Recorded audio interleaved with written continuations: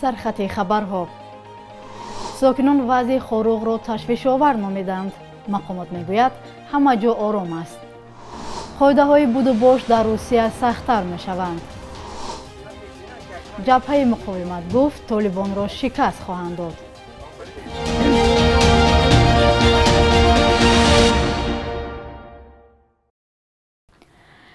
سلام بیننده های عزیز، آغاز هفته نو برایتان خوش باشد. اخبار تاجیکستان و جهان را من شعله عبدالله برایتان پیشنهاد می نمایم. منابع رادیو آزادی در خروق خبر دادند که مقامات برای تسلیم شدن محمد باقرov یکی از چهره شناخته در منطقه و 6 ساکن دیگر ولایت مختار کوهستان بدخشان یک هفته مهلت داده است. مقامات آنها را در جنایت‌های مختلف متهم می‌دانند ولی آنها دست داشتن در جنایت را رد می‌کنند. ساکنان می‌گویند روز گذشته نظامیان تلاش جایگیر شدند در محله دشت بالای خروق نزدیک به محل زیست محمد باقرov را کردند ولی مردم مانع شدند. همچنین چند ساکن شهر خروق گفتند که شب مردم زیادی در کوچه‌ها نوبتداری کردند تا از عملیات احتمالی مقامات جلوگیری کنند. غالب نیتبکов سخنگوی حکومت ولایت بدخشان روز 6 فوریه در صحبت با رادیو آزادی گفت در شبکه‌های اجتماعی وضع را بیرون از واقعیت تصویر می‌کنند. او گفت وضعیت آرام است و مردم پی زندگی خود هستند. خود محمد باقرov روز 6 فوریه در تماس تلفنی با رادیو آزادی گفت که خیلی بند است و حالا امکان صحبت ندارد. محمد باقرov با آن متهم می شود که به گفته مقامات لطفالله نوروزov سردار اداره معارف ولایت را لطوکوب کرده است. در حدود ولایت ارنبورگ روسیه یک ماشین باربر فورا که راننده تاجیک آن را اداره میکرد چپه شده است. خدمات مطبوعاتی ریاست کارهای داخلی ولایت ارنبورگ خبر میدهد که کارمندان پلیس حوزه شهر سول ایلسک به کمک راننده تاجیک رسیده پریتسپ فورای او را که در درون توده برف چپه شده بود درست کردند. کارمندان خدمات نظارتی در راه معلوم کردند که راننده این ماشین ساکن تاجیکستان از شهر نفتی کامسک به سمت قزاقستان حرکت داشت ولی در راه پربرف از عهده اداره واسطه نقلیات برآمدن نتوانسته است و در نتیجه ماشین از راه بیرون شده پریتسپش به بالای برف چپه شد. راننده ماشین و شریک او با کارمندان پلیس و خدمات نگاهبین راه برای کمک فوری اظهار سپاس کرده برای خود ادامه دادند.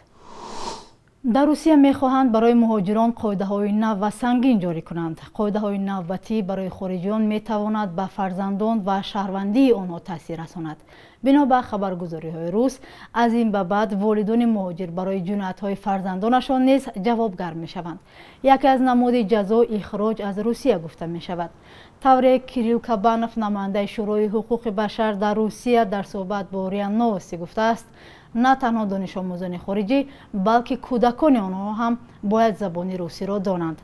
با تاکید این مسئول در صورت نداشتن معلومات معین درباره روسیه خارجیان نمی‌توانند شهروندی روسیه را به دست آورند.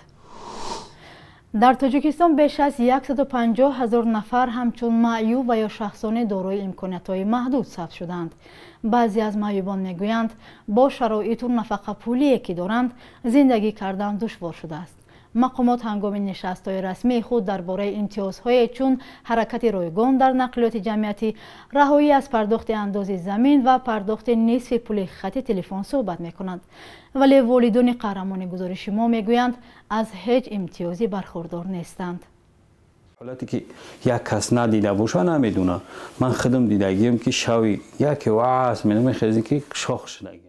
امامالدین آیشه و بیبی سارا 3 فرزند این خانواده معلولند. سالهاست از درد فلج رنج میبرند. شوا سودرگ میتیان میخوازی که خیلی سودرگ میتیان کجلش دگه.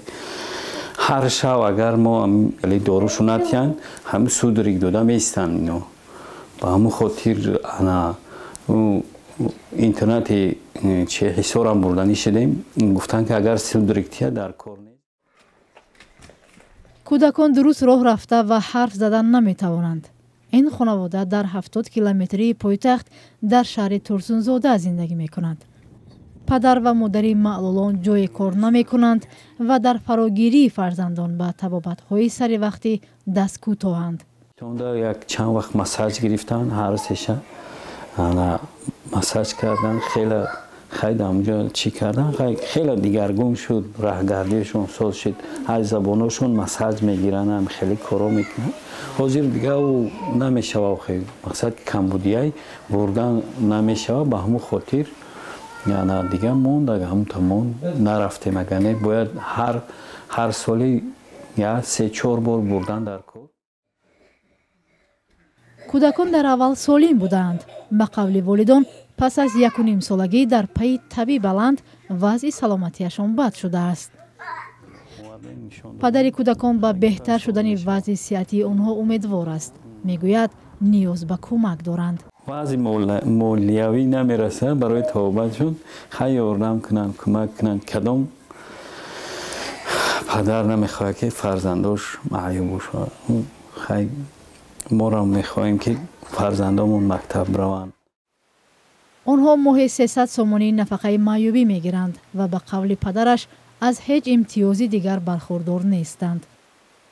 غیر از 3 فرزند معلول این خانواده یک دختری مکتبخوان نیز دارد که وضع سلامتیش خوب است.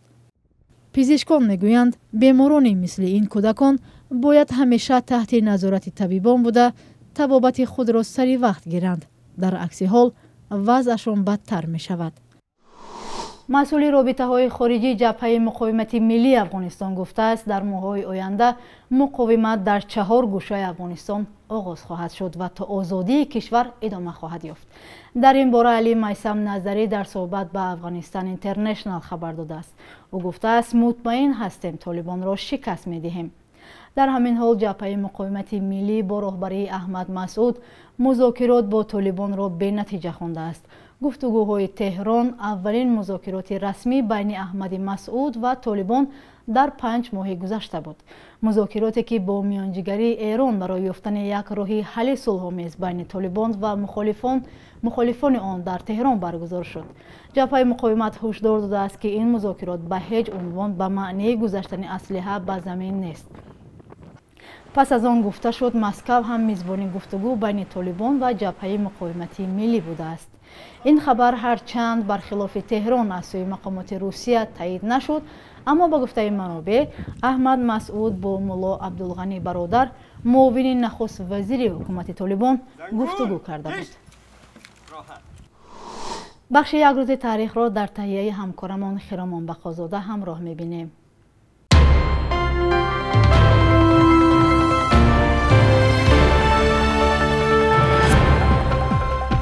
7 феврали соли 2013 нахуст вазири пешини Тоҷикистон Абдумалик Абдуллоҷонов дар Украина боздошт шуд. Додгоҳ гуфт ки мақомоти Тоҷикистон истирдоди ӯро талаб карданд.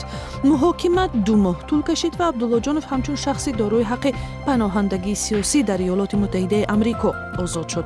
Абдуллоҷонов то поёни соли 1993 сарвазири Тоҷикистон буд. Сипас сафири Тоҷикистон дар Русия таъин гашт ва дар интихоботи соли 1994 рақиби Эмомалӣ Раҳмон шуд ва иддао дорад ки дар интихобот ғалаба кард, вале мақомот Раҳмоновро баранда эълон карданд. худи ӯ тарки Тоҷикистон кард ва дар ғайбаш ба суиқасд ба ҷони раисҷумҳур ва ҳамкорӣ бо полковники шӯришгар Маҳмуд Худойбердиев гунаҳгор дониста шуд. 7 феврали соли 2018 парлумони Тоҷикистон бо тағйиру иловаҳо ба қонуни интихоботи президентӣ розӣ шуд ва имкони дар интихобот номзад шудани довталабонро на 35 балки 30 солагӣ фароҳам кард. ин тағйиротро коршиносону мунаққидон чун ҳамвор кардани роҳи Рустами Эмомалӣ, писари бузурги Эмомалӣ Раҳмон ба сӯи курсии президентӣ интиқод карданд. бо ин ки дар интихоботи президентии соли 2020 ҳам Эмомалӣ Раҳмон баранда номида шуд, суҳбатҳо аз интиқоли қудрат аз падар ба писар ҳамоно садо медиҳанд.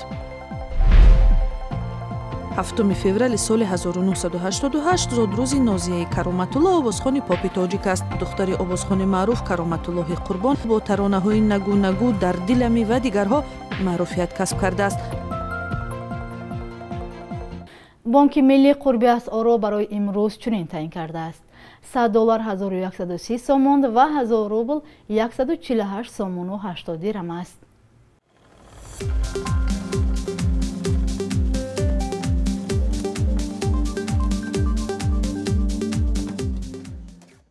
بینندگان عزیز، این بود برنامه نویدی بامدادی. فردا همین وقت ساعت شما را منتظریم. خدا نگهبانتان.